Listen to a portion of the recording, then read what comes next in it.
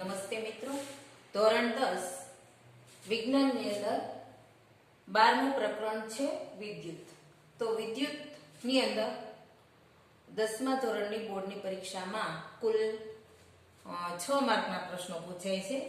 1 માર્કનો એક પ્રશ્ન, 2 માર્કનો એક પ્રશ્ન અને 3 માર્કનો એક પ્રશ્ન, એમ કરીને કુલ 6 માર્કના પ્રશ્નો પૂછાય છે. તો આ ચેપ્ટરની અંદર વિદ્યુત પ્રવાહ,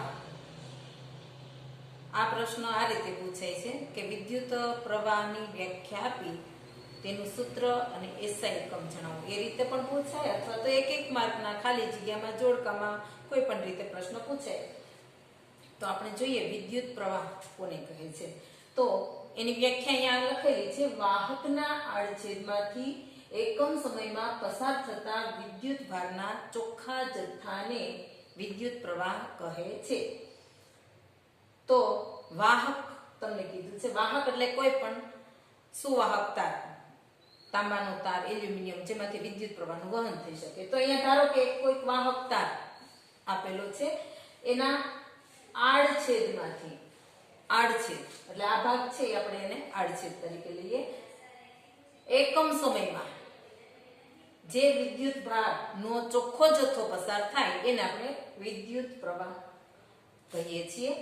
તો વિદ્યુત પ્રવાહનું આપણે સૂત્ર લખવું હોય તો આ રીતે લખી શકીએ: વિદ્યુત પ્રવાહ બરાબર વિદ્યુત ભાર છેદમાં સમય.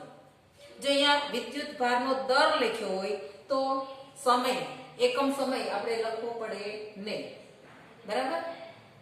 હવે એનું સૂત્ર આપણે લખવું હોય તો આ રીતે લખી શકીએ: વિદ્યુત પ્રવાહ માટે I સંજ્ઞા છે, વિદ્યુત ભાર માટેની સંજ્ઞા Q છે અને સમય માટેની સંજ્ઞા T છે. એટલે સૂત્ર આપણને એવું મળે: I બરાબર Q ના છેદમાં T. હવે એને આપણે રૂપાંતરણ કરવું હોય, દાખલા તરીકે Q ને કરતા બનાવીએ તો Q બરાબર IT. આ રીતનું પણ સૂત્ર મળે. પરીક્ષાની અંદર તમને કોઈ દાખલો પૂછ્યો હોય તો આ સૂત્રનો ઉપયોગ કરીને આ રીતે રૂપાંતરણ કરી અને આપણે જે શોધવાનું કીધું હોય એ શોધી શકીએ. યાદ રાખો તો આમ પણ રાખી શકાય: QIT કિયા, Q બરાબર IT. હવે SI એકમ, SI એકમ એન્ડ્રે એમ્પિયર નામના વૈજ્ઞાનિકે આપ્યો હતો. એટલે એ વૈજ્ઞાનિકના નામ ઉપરથી એનો એકમ એમ્પિયર છે.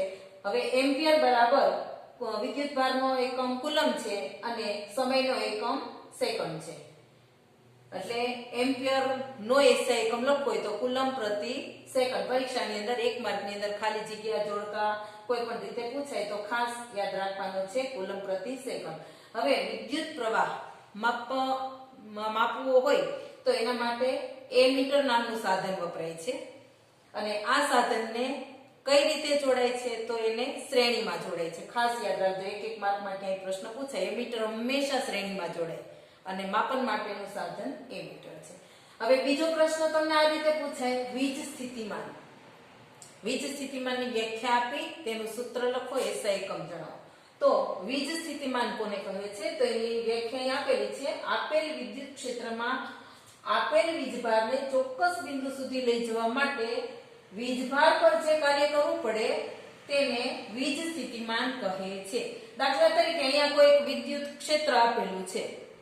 અહીંયા વિદ્યુત ક્ષેત્રની અંદર જેમ ચુંબકીય ક્ષેત્ર રેખાઓ બધી દિશામાં પ્રસરતી હોય એ રીતે અહીંયા વિદ્યુત ક્ષેત્રની અંદર બળ એક પ્રકારનું અહીંયા પ્રવર્તતું હોય. તો અહીંયા આ વિદ્યુત ક્ષેત્રમાં ધારો કે કોઈ P બિંદુ છે, ત્યાં આ કોઈક વીજભાર Q ને આપણે લઈ જવો છે. વીજભાર Q ને P બિંદુ સુધી લઈ જવો છે તો વીજભાર Q અને વિદ્યુત ક્ષેત્ર વચ્ચે અપાકર્ષણ થશે, એટલે બંને એકબીજાથી દૂર જશે. તો એની વિરુદ્ધમાં એની ઉપર કાર્ય કરવું પડશે, વીજભાર ઉપર.